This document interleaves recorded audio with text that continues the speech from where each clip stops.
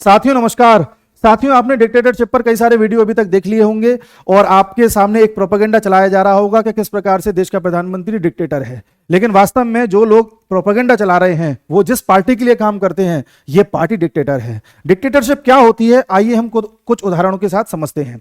ये अरविंद केजरीवाल ऐसा आदमी है जो अपने फायदे के लिए अपने सगे संबंधियों के साथ भी दगा कर सकता है, अपने बचपन के दोस्तों के साथ भी कर सकता है, अपने आस पड़ोस के जो नेतागण है, अपने साथ के नेतागण हैं, उन्हें भी साफ कर सकता है।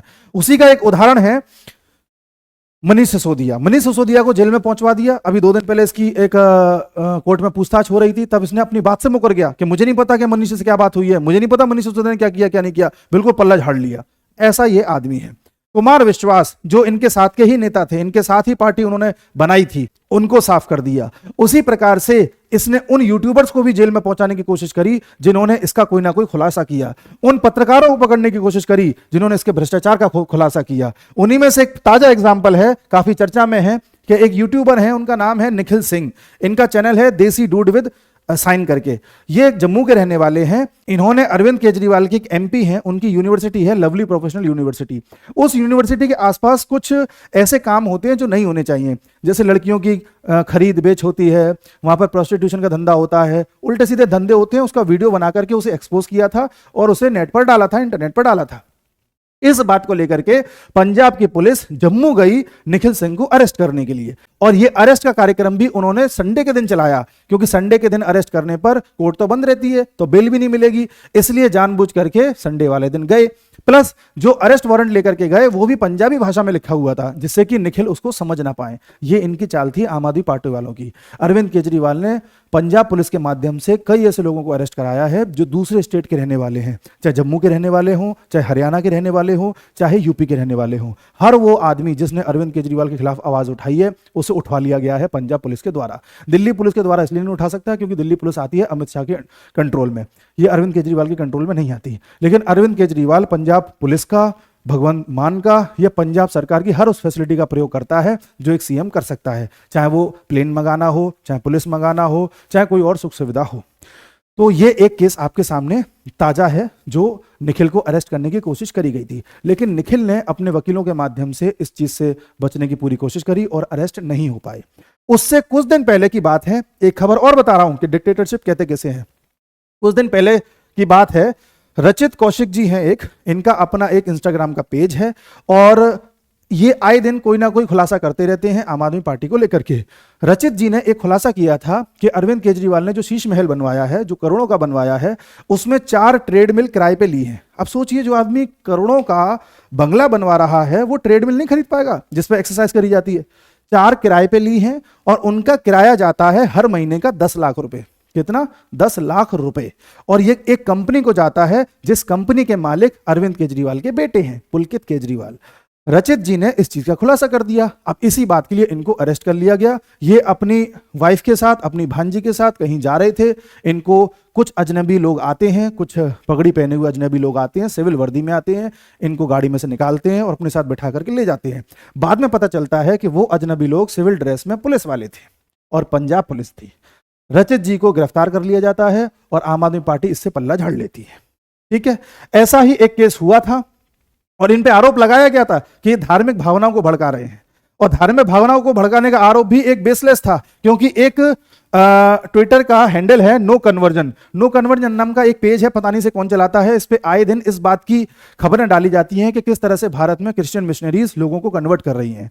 तो इसी में एक वीडियो रचित जी का भी डाला गया था, किसी ने डाला होगा, वो देख करके पता चल रहा है कि ये कहीं से डाउनलोड करके तब डाला गया है, क्योंकि इससे पहले वो वीडियो काफी ज्यादा वायरल हो चुका था। तो इस पर वो वीडियो डाल दिया गया था। तो बाद में पुलिस ने उन पर यह चार्ज लगाया रचित जी पर कि रचित जी का ही चैनल है ये, और रचित जी जानबूझ करके इस चैनल पे ऐसी चीजें डालते हैं जिससे धार्मिक भावनाएं भड़कती है। ये झूठा इल्जाम लगा करके उनको गिरफ्तार किया गया, लेकिन वास्तविकता ये थी कि उन्होंने केजरीवाल के बेटे और केजरीवाल दोनों का भ्रष्टाचार सामने लाए थे, इसलिए गिरफ्तार किया गया था।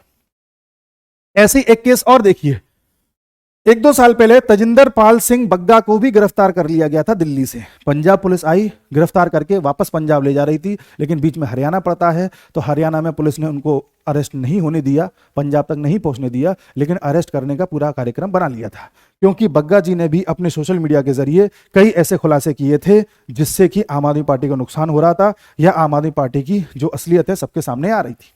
इनको भी गिरफ्तार कर लिया था। अब बताइए डिक्टेटर कौन? और सारी चीजें प्रूफ के साथ हैं, हवा में नहीं है।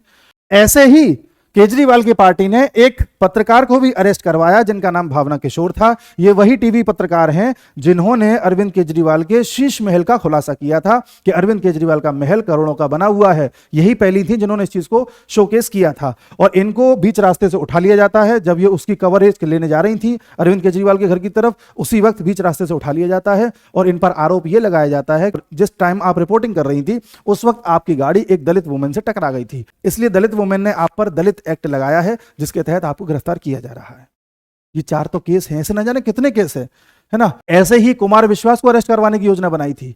न जाने कितने यूट्यूबर्स, कितने पत्रकार लोगों को उनके घर से उठा करके अरेस्ट कर लिया गया और उनके साथ न जाने किस तरह की पूछताछ करी गई, न जाने कैसा कैसा बर्ताव किया गया, कोई नहीं जानता। अब बताइए डिक्टेटर कौन? किसी पत्रकार की इतनी हिम्मत नहीं है कि बंगाल में जाकर के ममता बनर्जी के खिलाफ कुछ छाप दे, क्योंकि उसके खिलाफ भी वही काम होता है। किसी पत्रकार की इतनी हिम्मत नहीं है कि तमिलनाडु में जाकर के स्टालिन के खिलाफ कुछ बोल दे।